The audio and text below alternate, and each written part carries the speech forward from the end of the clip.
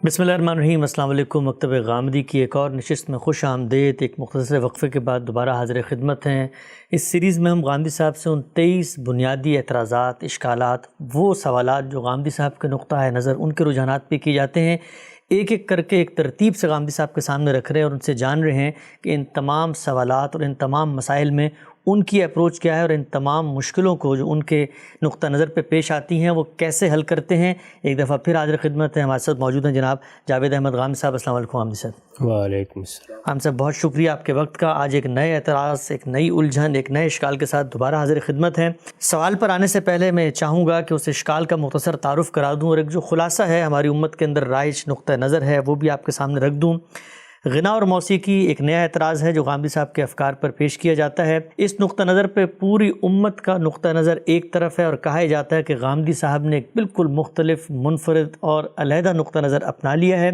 वो नुक़्ता नज़र क्या है? वो नुक़्ता नज़र ये है कि कुरान मजीद की सूरह लुक़मान में लहवुल हदीस के अल्फ़ाज़ हों, सूरह नजम के अंदर सामिदून की ताबीर हो, सूरह बनी इसराइल में सौतुश शैतान की ताबीर हो, या फिर सूरह फ़ुरक़ान के अंदर ला यशहदून ज़ूर के अल्फ़ाज़ हों। सहाबा इकराम में से जलील क़दर सहाबा इकराम अब्दुल्ला बिन अब्बास, जाबिर बिन अब्दुल्ला, इसी तरह अब्दुल्ला बिन मसूद, बेतहाशा ताबईन जैसे हसन बसरी, इक्रिमा, इसी तरीके से सईद बिन जुबैर, इन सब का नुक़्ता नज़र ये है कि इनसे मुराद मौसीकी और ग़िना है और कुरान मजीद के ये वाज़ेह इशारात इनकी हुर्मत की बात करते हैं।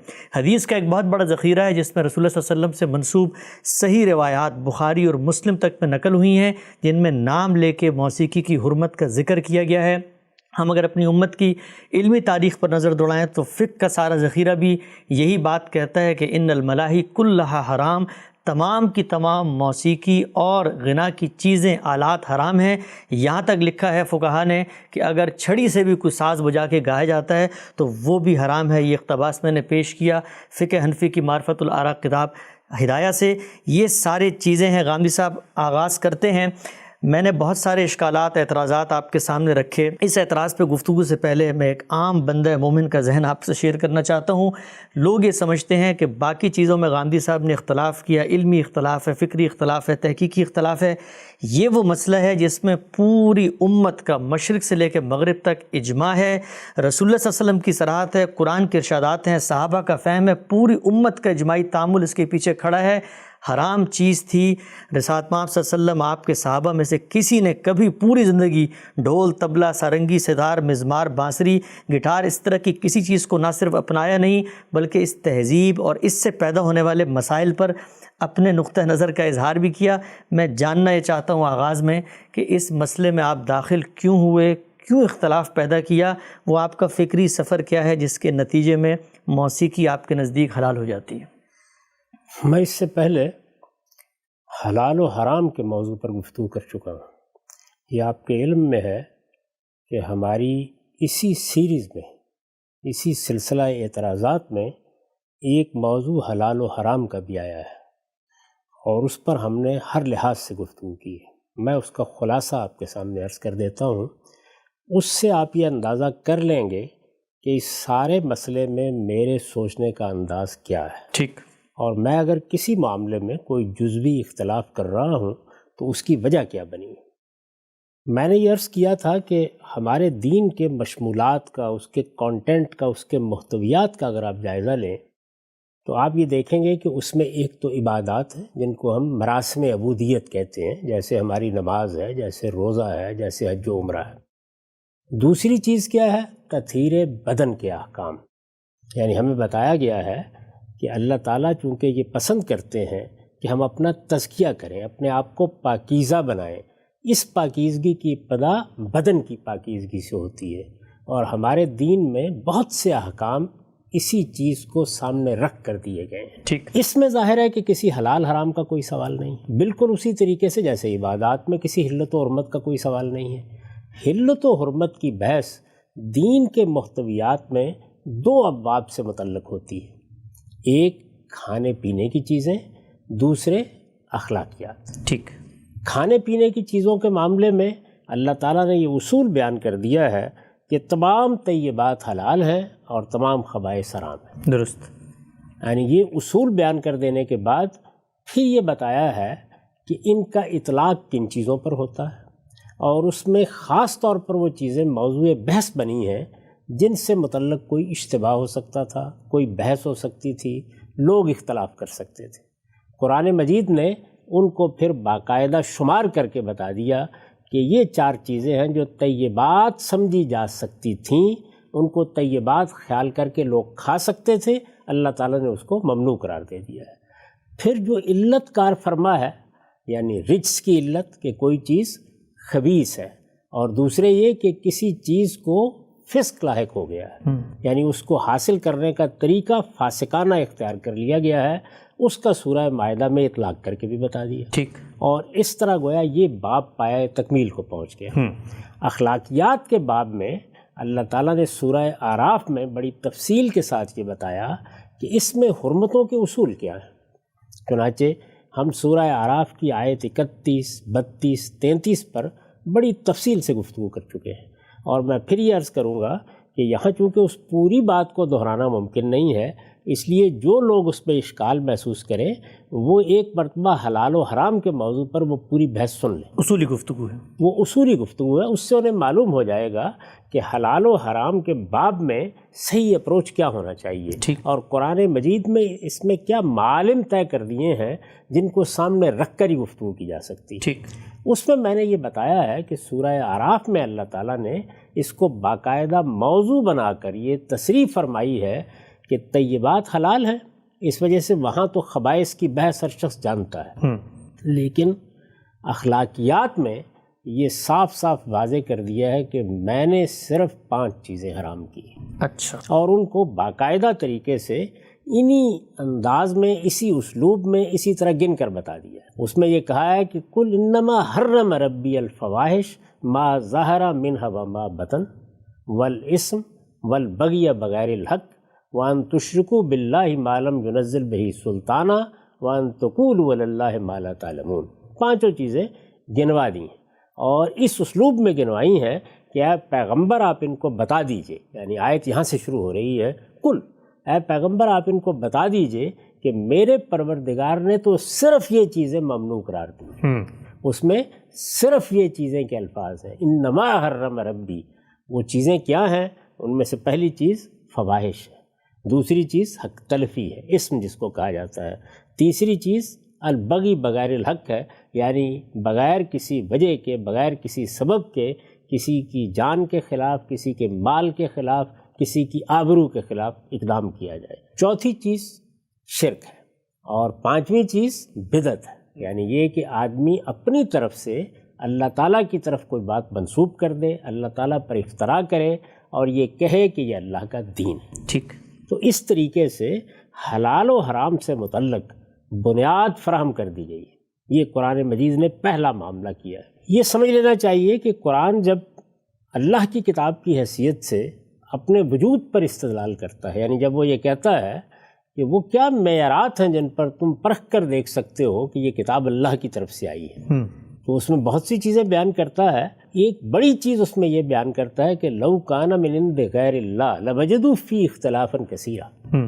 اگر یہ اللہ کی کتاب نہ ہوتی یا اللہ کی طرف سے نازل نہ ہوتی تو تم اس میں تضادات دیکھتے، تناقضات دیکھتے، اس کے اندر فکر و خیال کی یہ ہم آہنگی نہ ہوتی جو اب تم دیکھتے ہو۔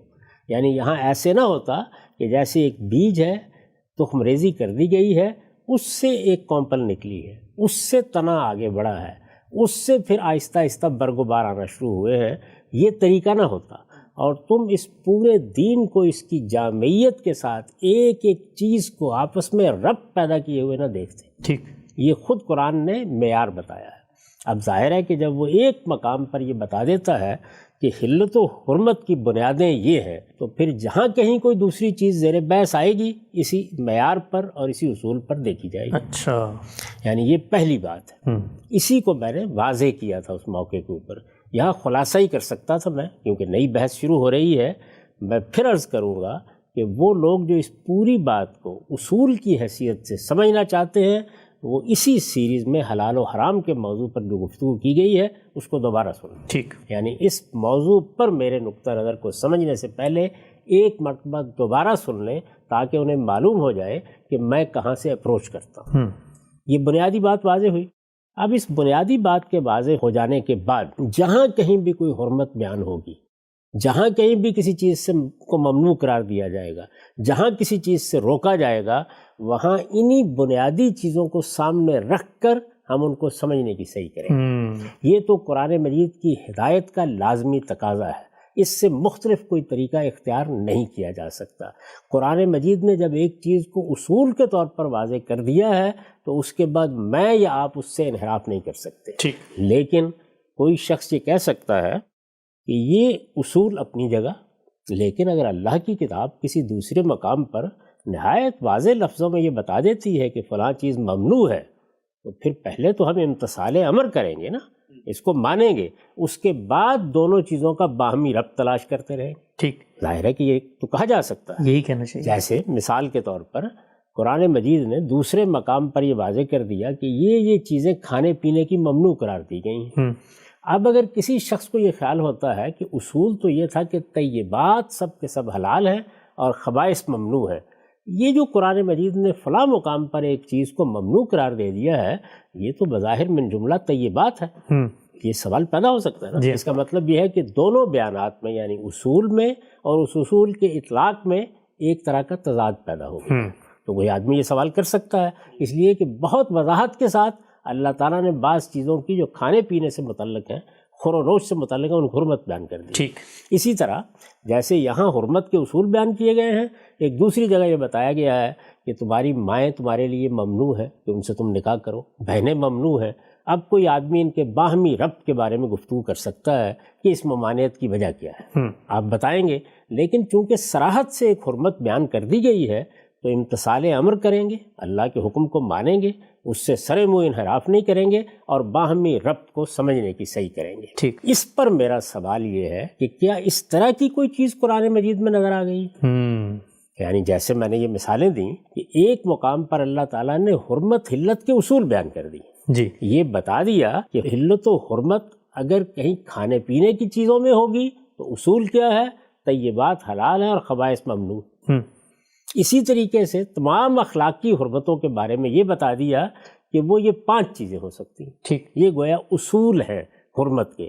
اب ان اصولوں کے برخلاف کوئی چیز سامنے آنی چاہیے نا، یعنی ہم جب قرآن مجید کو پڑھیں اور اس میں کسی مقام کے اوپر واضح طریقے پر، جیسے کہ قرآن میں یہ لکھا ہوا ہے کہ تمہارے لیے مردار حرام ہے، یا جس طرح لکھا ہوا ہے کہ خنزیر حرام ہے، یا جس طریقے سے لکھا ہوا ہے کہ دم مسفوح حرام ہے، یا جیسے میں نے دوسری مثالیں دیں، اس طرح کیا موسیقی اور غنا کے بارے میں بھی کہیں کچھ لکھا ہوا ہے؟ یعنی الفاظ میں، لفظوں میں آ گیا ہو، یعنی یہ کہا گیا ہو کہ یہ ممنوع ہے، یہ کہا گیا ہو کہ یہ حرام ہے، یہ کہا گیا ہو کہ اس کے قریب مت جانا۔ زنا کے بارے میں یہی اسلوب اختیار کیا نا، لا تقربوا الزنا، یعنی حرمت کو بیان کرنے کے لیے یا ممانعت کو بیان کرنے کے لیے جو اسالیب قرآن مجید اختیار کرتا ہے، ان اسالیب میں کسی مقام پر قرآن مجید میں یہ نظر آتا ہے کہ وہاں یہ لکھا ہوا موجود، جیسے شراب کو حرام قرار دیا گیا، جیسے شراب کا معاملہ بھی یہ ہوا کہ وہاں قرآن مجید نے براہ راست گفتگو نہیں کی، بلکہ لوگوں نے پوچھا تو یہ بتا دیا کہ اس کے بارے میں تو کسی بحث کی ضرورت نہیں ہے، یہ رجس من عمل الشیطان، گندہ شیطانی، یعنی شراب کے بارے میں بھی بتا دیا اور جوئے کے بارے میں بھی بتا دیا، صراحت کے ساتھ یہ بات واضح کر دی۔ کیا اس طرح کی کوئی چیز غنا کے بارے میں، موسیقی کے بارے میں قرآن مجید کے ما بین الدفتین ملتی ہے؟ یعنی اگر آپ سورہ فاتحہ سے قرآن مجید کو پڑھنا شروع کریں اور سورہ ناس تک پڑھتے چلے جائیں تو کیا کسی مقام پر ایسی کوئی چیز ہے؟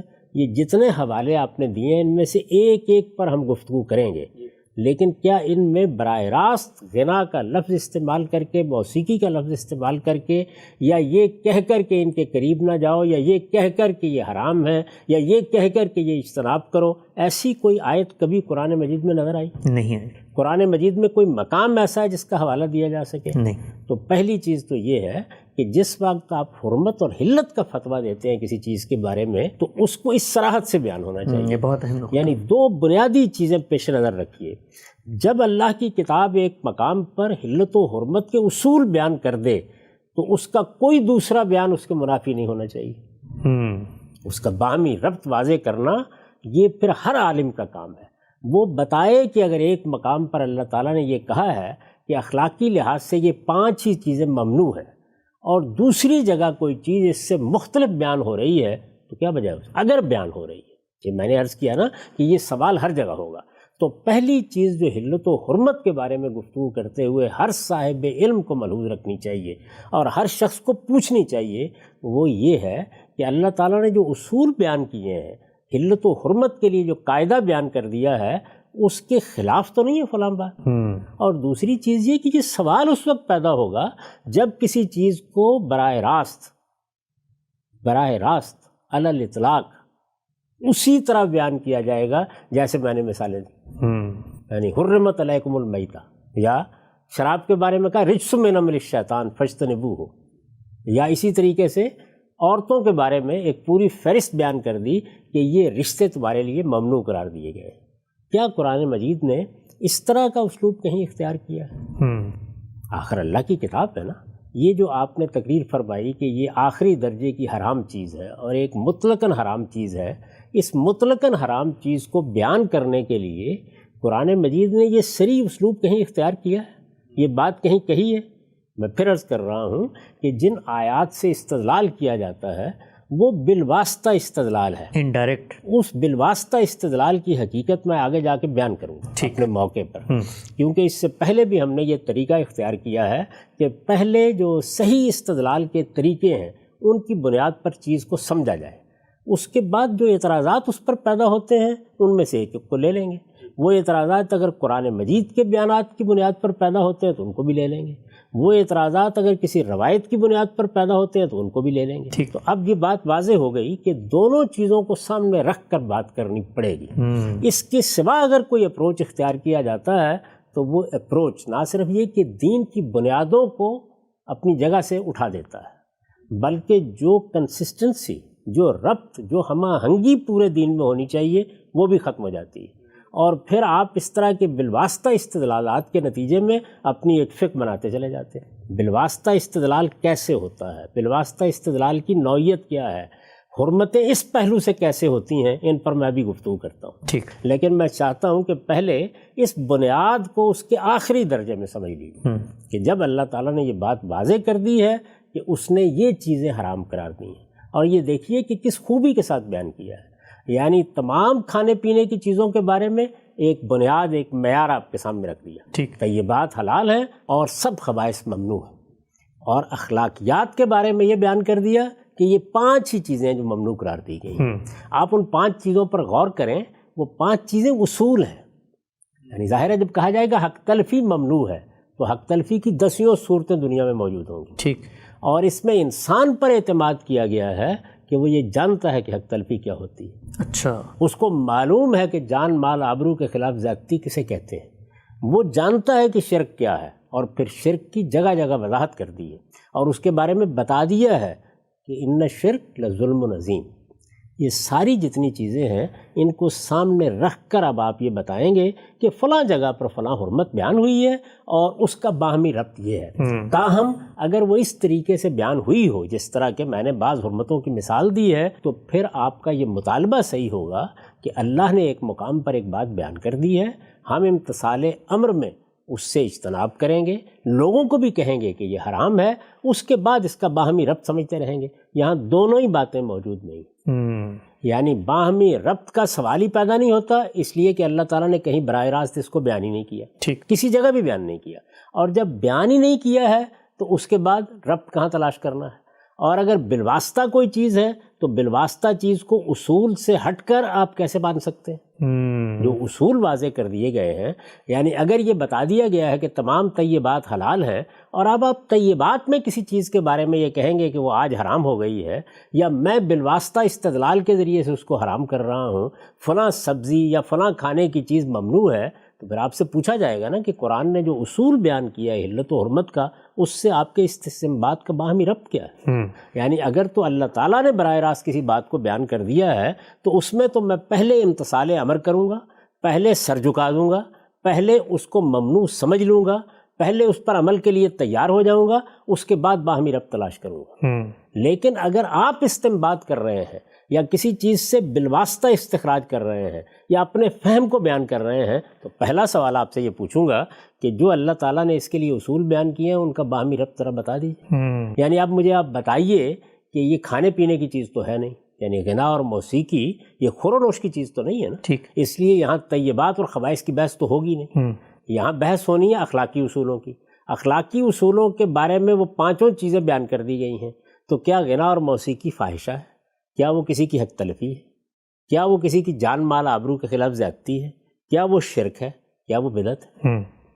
یہ ساری چیزیں پھر میں معلوم کروں گا نا، آپ سے پوچھوں گا۔ تو یہ پہلی بنیادی چیز ہے جو میرے اپروچ میں ہر شخص کو سمجھ لینی چاہیے کہ قرآن مجید اللہ کی کتاب ہے، اپنی حکمت اور اپنے فلسفے کے لحاظ سے وہ اس طرح کسی بات کو بیان کرتی ہے، ٹھیک، یعنی وہ اس کے مبادی بیان کرے گی، اس کے اصول بیان کرے گی، ان اصولوں کا اطلاق کر کے پھر کہیں کہیں کوئی فہرست بھی آپ کے سامنے رکھ دے گی، اور پھر اس کے باہمی ربط کے ساتھ یہ بتائے گی کہ اس چیز کو کیوں ممنوع قرار دیا گیا۔ چنانچہ میں اس کی مثال آپ کو دیتا ہوں۔ اللہ تعالیٰ نے جب طیبات سب کے سب حلال ہیں اور خبائث سب حرام ہے یہ کہہ دیا، اور طیبات سمجھی جانے والی بعض چیزوں کے بارے میں اپنا فتویٰ ارشاد فرمایا، سورہ انعام میں یا سورہ بقرہ میں یا سورہ نحل میں، تینوں جگہ بیان ہوا ہے۔ سورہ مائدہ میں تو اس کی پھر اطلاقی وضاحت کی ہے، تو اس کے ساتھ یہ بیان کر دیا کہ یہ کیوں ممنوع ہے، یعنی ان کا خبث بھی واضح کر دیا، ٹھیک، اور یہ بتا دیا کہ ان میں سے جو پہلی تین چیزیں ہیں یہ رجس ہے، یہ سراسر نجاست ہے، اور آخری چیز کے بارے میں بتا دیا کہ اس میں خود اس گوشت کو حاصل کرنے والا فسق کا ارتکاب کر رہا ہے، اللہ کی نافرمانی کا ارتکاب کر رہا ہے، اس لیے یہ ممنوع ہو گیا ہے۔ تو دیکھیے اس طرح سے قرآن مجید اپنے فلسفہ و حکمت کو، اپنے مبادی کو، اپنے اصول کو سامنے رکھ کر چیزوں پر اس کا اطلاق کرتا ہے۔ ٹھیک، تو میں نے یہ عرض کیا کہ قرآن مجید میں آپ شروع سے لے کے آخر تک اس کو پڑھ جائیے، کسی مقام پر آپ کو غنا اور موسیقی کی حرمت کے بارے میں ایک لفظ بھی براہ راست نہیں ملے گا۔ یعنی براہ راست کا میں نے آپ کو ایک تصور بتایا کہ قرآن مجید کیسے بیان کرتا ہے۔ وہ یہ کہے گا حرمت علیکم المیتہ، تو ظاہر ہے کہ اس میں الفاظ ہوں گے، اس میں بتایا جائے گا۔ وہ یہ کہے گا اس چیز سے اجتناب کرو، اس طرح بیان کر دے گا۔ وہ یہ کہے گا اس چیز کے قریب نہ جاؤ، اس طرح بیان کر دے گا۔ وہ یہ بیان کرے گا اور اس کے بعد کہے گا کہ انہ کان فاحشۃ و مقتا وساء سبیلا، اطلاق کر دے گا، اس کا اطلاق کر کے بتا دے گا۔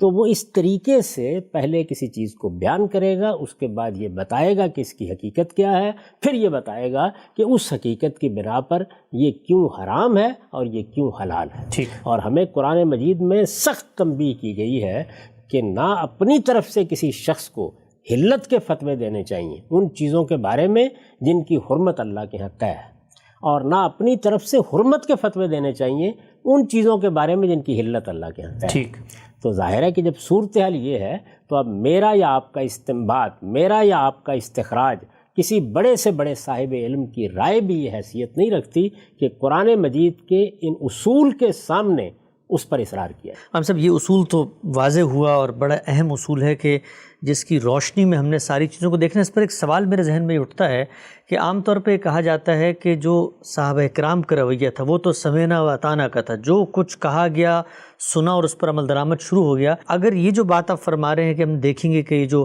کیٹیگریز بیان کی گئی ہیں اخلاقی چیزوں کی، ان کو احکام میں کنسسٹنٹ پایا جائیں گے، ان کے ربط کو تلاش کریں گے، تو اس پہ تو پھر نتیجہ نکلے گا کہ ہم وہ اطاعت کا جو پیراڈائم ہے اس سے نکل کے ایک فکری بحثیں اور ایک اپنی تخلیقی سفر ہے، اپنی دریافت ہے، اس میں چلے جاتے ہیں۔ دین کا مطالبہ تو بندہ مومن سے کہا جاتا ہے کہ اس سے مختلف ہے یہ جو چیز آپ بیان کر رہے ہیں۔ میں نے ابھی عرض کیا کہ اگر صورتحال یہ ہوتی کہ قرآن مجید نے ایک مقام پر اصول بیان کر دیے، یا ایک جگہ یہ بات بطور اصول کہہ دی کہ تمام طیبات حلال ہیں اور تمام خبائث حرام ہیں، اور آگے پھر متعین طور پر کسی حرمت کا ذکر کر دیا، اسی لیے تو میں نے یہ سوال پوچھا ہے کہ اگر صورتحال یہ ہے کہ قرآن مجید کسی مقام پر الحمد سے الناس تک یہ کہتا ہے کہ غنا ممنوع ہے، موسیقی ممنوع ہے، اگر کسی جگہ پر یہ کہتا ہے کہ اس کے قریب نہ جاؤ، اگر یہ کہتا ہے کہ یہ ایسی چیز ہے کہ جو رجس من عمل الشیطان ہے، اس طرح کا کوئی بیان قرآن مجید میں کہیں ملتا ہے؟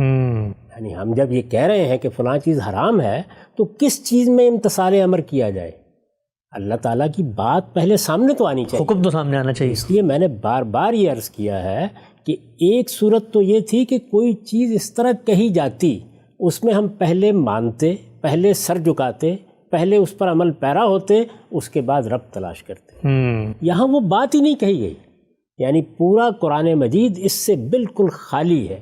قرآن مجید کی کوئی ایک آیت بھی آپ پڑھ کر نہیں بتا سکتے کہ جس میں اس طرح جیسے کہ حرمتیں بیان کی جاتی ہیں، غنا اور موسیقی کی حرمت بیان کی گئی ہو، اس کی ممانعت پر کوئی بات کی گئی ہو، اس سے اجتناب کے لیے کہا گیا ہو، اس طرح کی کوئی چیز آپ کو کہیں نہیں ملتی۔ ٹھیک، تو سر کس کے سامنے جھکایا جائے گا؟ اطاعت کس چیز کی جائے گی؟ یہ استنباط کے موضوعات ہیں جن پر میں نے عرض کیا کہ آگے چل کے گفتگو کریں گے۔ ٹھیک، اس کے بعد اب آگے بڑھیے اور یہ دیکھیے کہ قرآن مجید میں تو یہ چیز موجود نہیں ہے۔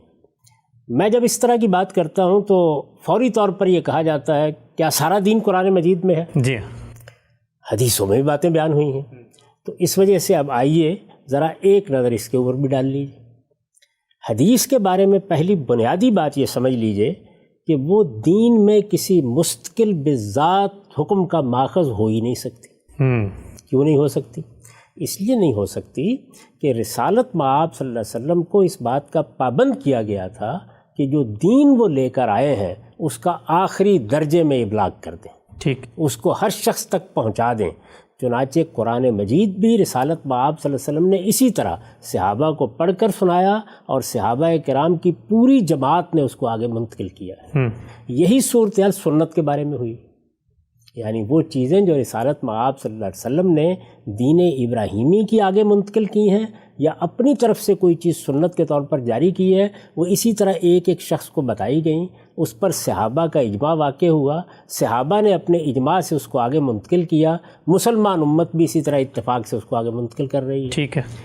روایتوں کے بارے میں جن کو ہم حدیث کہتے ہیں یا فنی اصطلاح میں اخبار احاد کہتے ہیں، میں بار بار یہ عرض کر چکا ہوں کہ رسالت مآب صلی اللہ علیہ وسلم نے اس کو دین پہنچانے کا ذریعہ بنایا ہی نہیں۔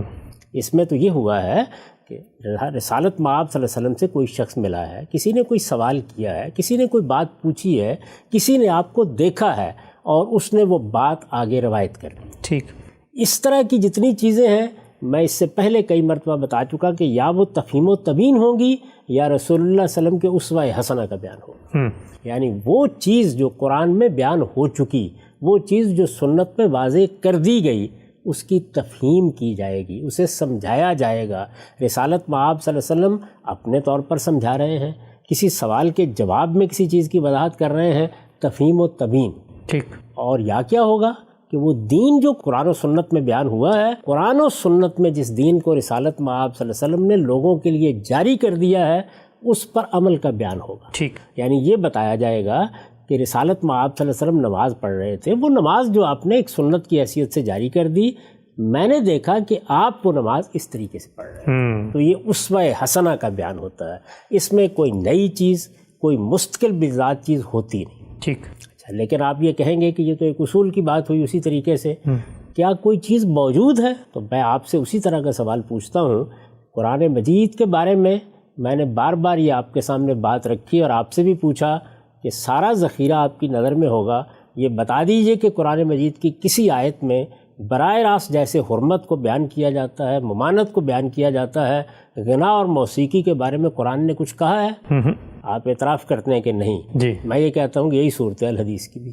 اچھا، حدیث کے پورے ذخیرے پر آپ ایک نظر ڈال لیں، ہم نے اس پر کام کیا ہے۔ اس وقت غنا اور موسیقی کے بارے میں جتنی روایات ہیں وہ سب کی سب ہمارے کام کے بعد شائع ہو چکی ہیں۔ اچھا، ان روایتوں پر ایک نظر ڈال لیجیے، اس میں تمام صحیح اور حسن روایتیں جمع کر دی گئی۔ اچھا، وہ محدثین ہی کے طریقے پر جمع کی گئی۔ کسی دوسری کتاب کو اٹھا لیجئے جس میں صحیح اور حسن روایتیں جمع کی گئی ہوں، یہ تو آپ جانتے ہیں کہ اس سے نیچے کوئی روایت قابل استدلال نہیں ہوتی۔ ٹھیک، ان سب کو آپ اپنے سامنے رکھ لیجئے اور پھر وہی سوال میں کروں گا کہ کیا کسی حدیث میں یہ بیان کیا گیا ہے؟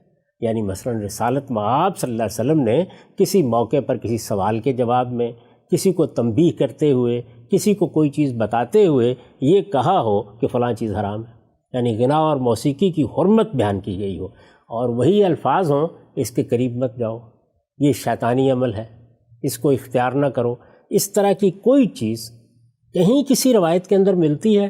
آپ اسی طریقے سے ایک نظر روایتوں پر بھی ڈال کے دیکھ لیجئے، آپ کو کہیں یہ چیز نہیں ملے گی۔ اچھا، اس لیے امتثال امر کا تو سوال ہی ختم ہو گیا۔ یعنی یہ بات کہ غنا اور موسیقی کو قرآن مجید نے ممنوع قرار دیا ہے، جس طرح کی چیزیں ممنوع قرار دی جاتی ہیں، یا کسی حدیث میں رسالت مآب صلی اللہ علیہ وسلم کی نسبت سے یہ بیان ہوا ہے کہ آپ نے فرمایا کہ غنا اور موسیقی ممنوع ہے، آپ نے فرمایا غنا اور موسیقی کے قریب نہ جاؤ، آپ نے فرمایا غنا اور موسیقی شیطانی کام ہے، اس سے اجتناب کرو، اس طرح کی کوئی چیز کسی روایت میں کہیں بیان ہوئی؟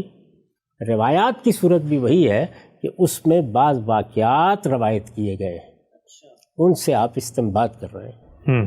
کسی موقع پر کوئی تبصرہ ہوا ہے کسی معاملے پر، اس کو آپ وجہ استدلال بنا رہے ہیں۔ میں جس طریقے سے ایک ایک قرآن کی آیت کو لے کر جس سے استدلال کیا جاتا ہے، آگے یہ بتاؤں گا کہ وہاں کیا بات کہی گئی ہے اور استدلال کیا کیا جا رہا ہے اور اصل میں مضمون کیا ہے۔ اسی طرح ایک ایک روایت کو لوں گا اور آپ کو پڑھ کر سناؤں گا اور یہ بتاؤں گا کہ دیکھیں اس میں کیا بات کہی گئی ہے، اس کا محل کیا ہے، اس کا موقع کیا ہے، یہ بات کس پس منظر میں کہی گئی ہے، اس سے کیا نتائج نکلتے ہیں، وہ سب کا تجزیہ کر دیں۔ ٹھیک۔ تو میری پہلی بات یہ ہے کہ نہ اللہ کی کتاب قرآن مجید میں کوئی ایک لفظ اس معاملے میں براہ راست کہا گیا ہے اور نہ کسی حدیث میں کوئی ایک لفظ کہا گیا ہے۔ اب آپ خود یہاں رک کر تھوڑی دیر کے لیے مجھے یہ بتائیے کہ یہ جو ہم اس طرح کے الفاظ بولتے ہیں کہ فلاں چیز حرام مطلق ہے، فلاں چیز کے قریب نہیں جایا جا سکتا، فلاں چیز کو اللہ تعالیٰ نے ممنوع قرار دے دیا ہے، اس کے لیے کیا فی الواقع اسی طرح کا استنباطی استدلال ہوتا ہے؟ کیا حرمتوں کو ایسے بیان کیا جاتا ہے؟ اللہ کے دین کو لوگوں تک پہنچانے کے لیے یہی طریقہ ہونا چاہیے؟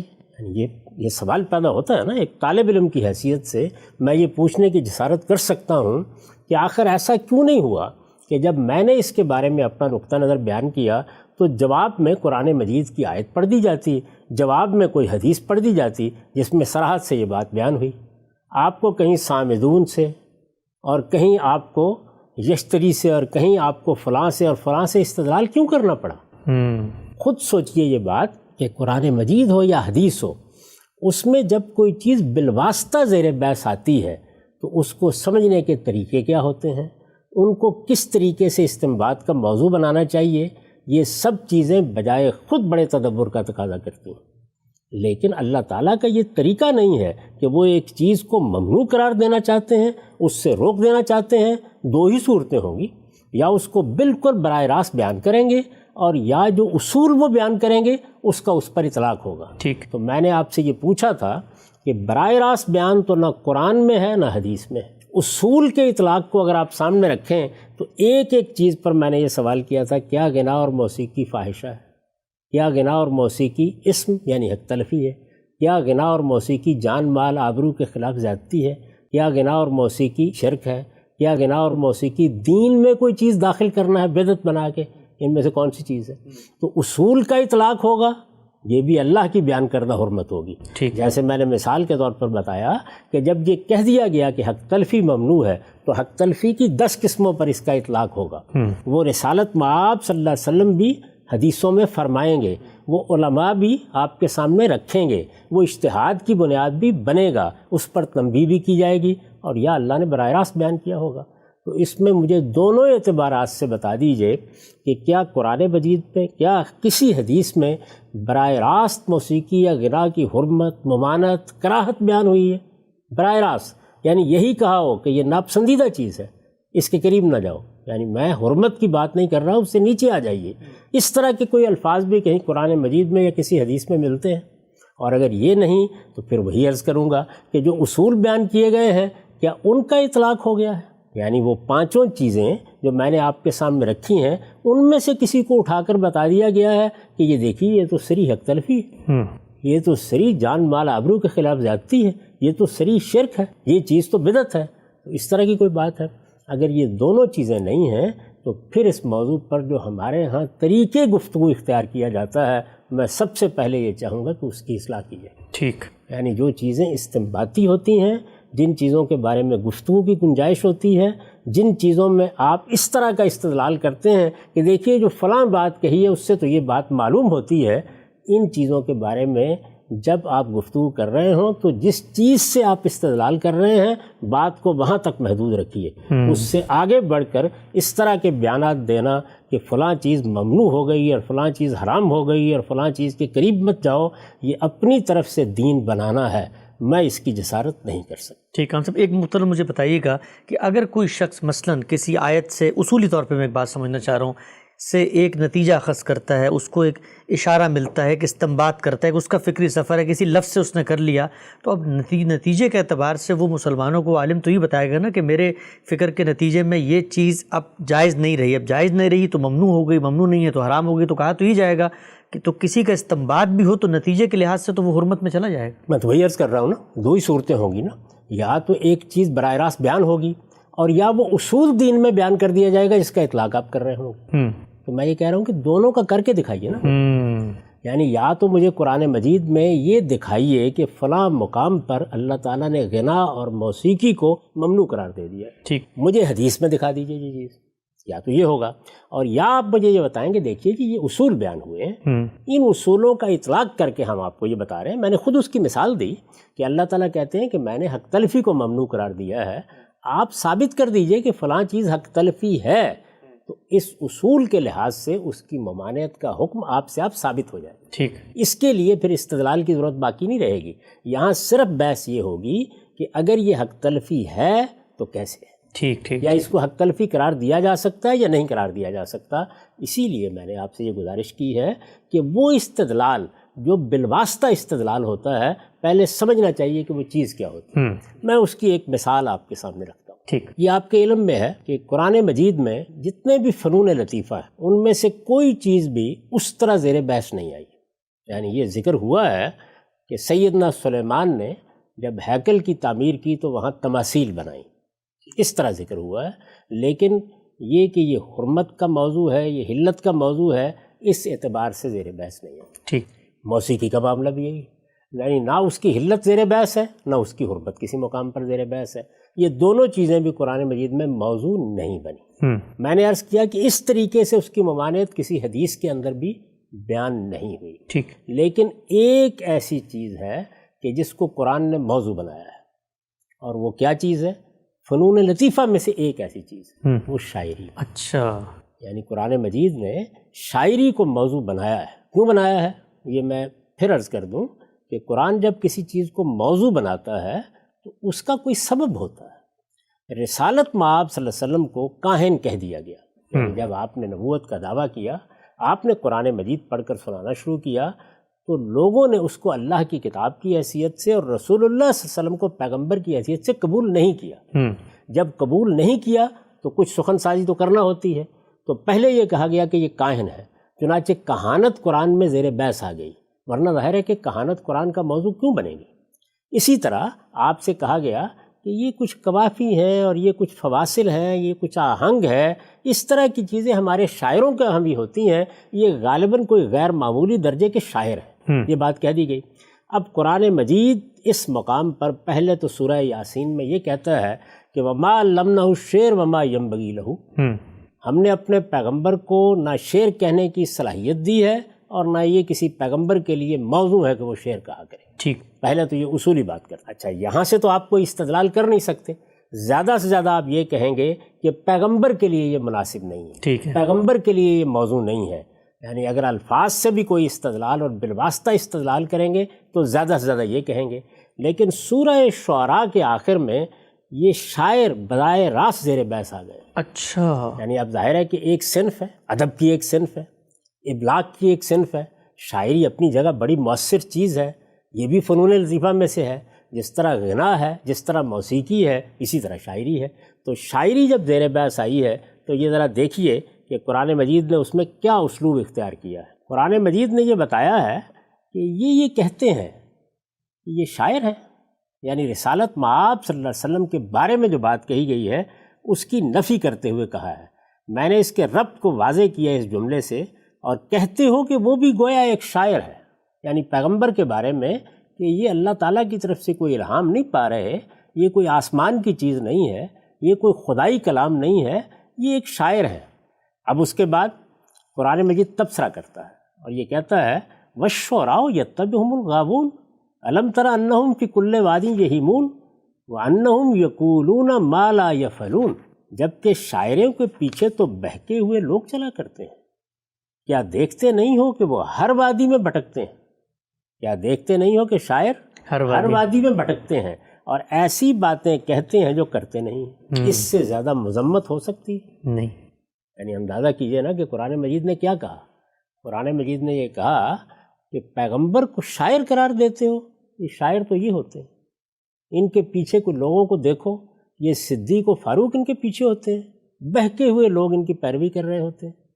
कभी इनकी ज़ुबान से जो बातें तुम सुनते हो उनके अंदर कोई रब्त, कोई निज़ाम तलाश कर सके? हर वादी में भटक रहे हैं। ये हर वादी में भटकते रहते हैं। और इनकी सीरत, इनके किरदार में क्या इनकी शायरी का और इनके बयानात का कोई अक्स होता है? इससे ज़्यादा क्या मजम्मत हो सकती है? और अखलाकी मजम्मत है। और अखलाकी मजम्मत यानी ये कि इनके पैरों कौन लोग होते हैं, ये कि इनके बयानात के अंदर किस तरह के तजादात हैं, और ये कि इनकी सीरत और किरदार, ये चीज़ें कैसे हमआहंग नहीं होती इनके बयानात से। ये मजम्मत की है कुरान मजीद ने। अब बिलवास्ता इस्तदलाल मैं कर रहा हूँ, इसके नतीजे में शायरी ममनू हो गई। आप ये कहेंगे, यानी ये फ़र्क मैंने आपको समझाया है कि किसी चीज़ को जब बराह रास्त मौजू बनाया जाता है, यानी अगर कुरान मजीद ये कह देता कि शेर कहना ममनू है, ये कह देता कि शेर कहना हराम है, ये कह देता कि शेर कहने के करीब भी ना जाया करो, ये कह देता कि किसी मुसलमान को शेर नहीं कहना चाहिए, बात ख़त्म हो जाती। बिल्कुल ठीक। लेकिन कुरान मजीद ने शायरों की इस दर्जे में मजम्मत की है। इसके बावजूद मुझे ये बताइए कि इस पूरी उम्मत में किसी ने आज तक ये इस्तदलाल किया कि शायरी अपनी ज़ात में ममनू हो गई? नहीं। ये मजम्मत क्या है फिर?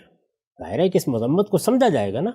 ये होता है बिलवास्ता। बहुत ही खूबसूरत मिसाल है। मैंने कुरान से इसकी मिसाल आपको दे के बताया है कि बिलवास्ता इस्तदलाल की बुनियाद पर उतनी ही बात कही जा सकती है जितनी बात खुद उन आयात से या किसी हदीस से मालूम हो रही है। इसका तरीका ये नहीं होता कि आप बात को उठाइए और असलन किसी चीज़ को ममनू करार दे दीजिए। बहुत अहम। यहाँ आपको फिर मानना पड़ेगा कि असलन शायरी कोई ममनू चीज़ नहीं है। असलन शायरी एक मुबाह अमल है, बल्कि अल्लाह की दी हुई एक नेमत है। ये इबलाग का एक बड़ा ज़रिया है, इससे आप अपनी बात पहुँचा सकते हैं। लेकिन आम तौर पर चूँकि शायर हजरात इस तरह की बातें करते हैं, ये असल में उस कंटेंट को अल्लाह ताला ने मौजू बनाया है और उनकी सीरत और किरदार की तरफ इशारा किया। यानी एक अप्लाइड सिचुएशन है, अप्लाइड चीज़ है, एक सूरत हाल है जो पैदा होती है। आम तौर पर शुरा ऐसे होते हैं, आम तौर पर उनका रवैया ये होता है, आम तौर पर उनके कलाम में इस तरह के तजादात होते हैं। तो जब पैगंबर के मुकाबले में शुरा आ गए हैं तो वहाँ अल्लाह ताला ने ये बताया है कि एक तरफ इनको देखो और एक तरफ हमारे पैगंबर को देखो। ये बताया ना उस मौके के ऊपर। अब ये देखिए कि खुद हमारा एक शायर, एक बड़ा शायर जिसने खुद शायरी की है, जिसकी शायरी के लोग मदगाह हैं, वो शायरों के बारे में क्या कहता है। अल्ताफ़ हुसैन हाली का शेर आपने सुना होगा कि गुनाहगार वहाँ छूट जाएंगे सारे, जहन्नम को भर देंगे शायर हमारे। यानी अल्लाह ताला के यहाँ जब एहतिसाब होगा तो वहाँ अल्लाह ताला हो सकता है सारे गुनाहगारों को माफ़ कर दे, लेकिन शायर नहीं छूटेंगे।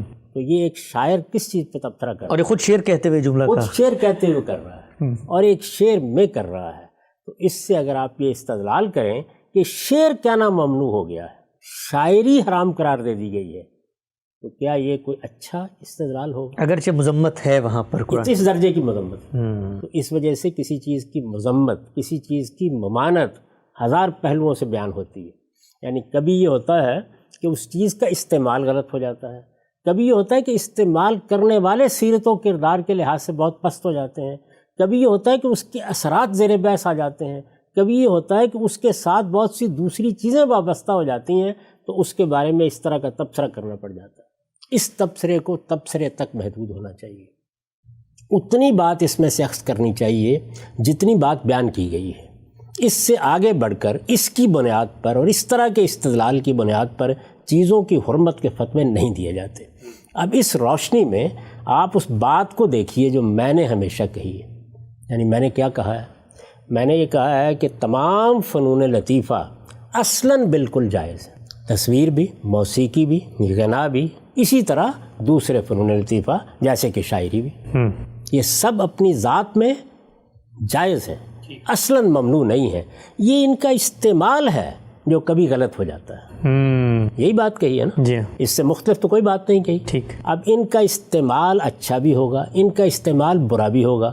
جیسے شعر حسان بن ثابت بھی کہتے ہیں، شعر امام شافعی بھی کہتے ہیں، شعر اقبال بھی کہتے ہیں، اور شعر وہ بھی ہوتے ہیں کہ جن کو آپ کسی اچھی مجلس میں بیان بھی نہیں کر سکتے. تو کیا بات کہی گئی ہے، کیا چیز بیان کی گئی، کس کو موضوع بنایا گیا ہے، جنہوں نے موضوع بنایا ہے ان کی اپنی سیرت اور اپنے کردار کا کیا معاملہ ہے. یہاں جو شاعروں کی مذمت کی قرآن مجید نے، تو یہ شاعری پر کوئی تبصرہ کرنے کے لیے نہیں کی گئی، بلکہ جس وقت پیغمبر کو شاعر قرار دے دیا گیا ہے تو اس کے مقابل میں شاعروں کا کردار اور شاعری کا کانٹینٹ سامنے رکھ کے یہ اس عہد میں کہ قرآن کہاں اور یہ شاعری کہاں، بالکل ٹھیک، اور پیغمبر کہاں اور یہ شاعر کہاں. تو اس تقابل میں مذمت بھی ہوئی ہے، لیکن اس سے کسی حرمت پر استدلال نہیں کیا جا سکتا. بالکل ٹھیک. تو یہ جتنا ذخیرہ آپ کے پاس غنا اور موسیقی کے بارے میں ہمارے علماء پیش فرماتے ہیں، خواہ وہ قرآن کی آیات سے استدلال ہو یا وہ حدیثوں سے استدلال ہو، وہ اصل میں اسی نوعیت کا ہے. اچھا. یعنی تمام ذخیرہ اسی نوعیت کا ہے.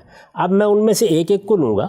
جس طریقے سے میں نے آپ کے سامنے سورہ شعراء کی آیات رکھی ہیں اور یہ بتایا ہے کہ دیکھیے اس میں کیا بات بیان کی گئی ہے، اس سے کیا استدلال کیا جا سکتا ہے، اسی طرح ایک ایک کو لے کر میں آپ کو یہ بتاؤں گا کہ ان میں سے کسی سے بھی حرمت پر استدلال نہیں کیا جا سکتا، اور اگر کہیں کیا جائے گا تو اسی اصول پر ہوگا کہ کوئی چیز لاحق ہو گئی ہے، کوئی عارض ہے، کوئی صورتحال بن گئی ہے، غلط استعمال ہو گیا ہے، اس کی بنیاد پر یہاں کوئی مذمت کے الفاظ آ گئے ہیں، یا یہاں کوئی بات کہی گئی ہے، یا اس سے کوئی غلط کام لے لیا گیا ہے اور اس کے نتیجے میں یہ کہنا پڑ گیا ہے کہ یہ تو بات ہی اصول میں درست نہیں ہے.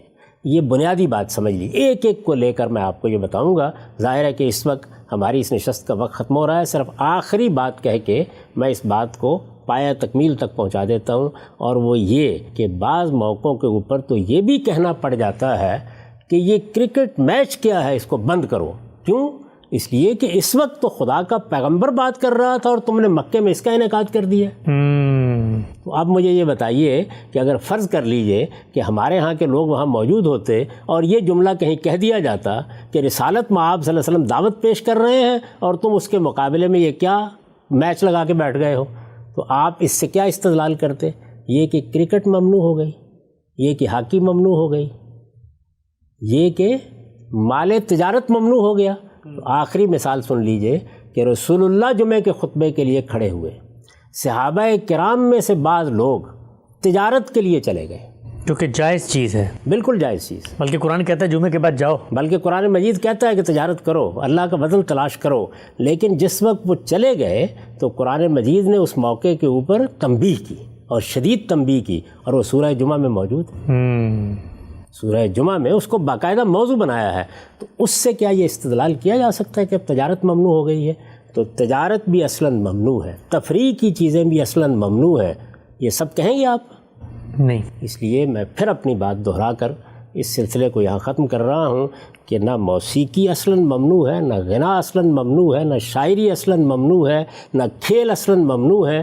ان کا اگر کوئی غلط استعمال ہوگا، انہیں کسی غلط مقصد کے لیے استعمال کیا جائے گا، ان کے محتویات یا کانٹینٹ میں کوئی چیز غلط ہوگی، ان کے استعمال میں کوئی خرابی ہوگی، مذمت کو وہاں تک محدود رکھا جائے گا. ان میں سے کسی چیز کو بھی قرآن مجید کی کسی آیت میں اور کسی حدیث میں اصلاً ممنوع نہیں کرا. ہم سے ہمارا وقت یہاں پہ مکمل ہوتا ہے. یہ جو مثالیں آپ نے چند پیش کی ہیں، اس سے سوچنے کا ایک پورا زاویہ تبدیل ہو رہا ہے کہ جو عام طور پر آپ پر استدلال کیا جاتا ہے، اعتراض کیا جاتا ہے، وہ تو پلٹ کے دوسری جانب آ جاتا ہے. یہ مثالیں بہت اہم ہیں. نشست کو ہم آگے بڑھائیں گے انشاءاللہ، اور میں ایک ایک مقام قرآن مجید کا آپ کے سامنے رکھوں گا. وہ تمام احادیث جن سے استدلال کیا جاتا ہے، ایک ایک چیز کو ڈیکوڈ کریں گے، سمجھیں گے آپ کیسے دیکھتے ہیں. انشاءاللہ اگلی نشست میں دوبارہ حاضر خدمت ہوتے ہیں. وقت یہاں پہ ختم ہوتا ہے. اب تک آپ کے وقت کا بہت شکریہ.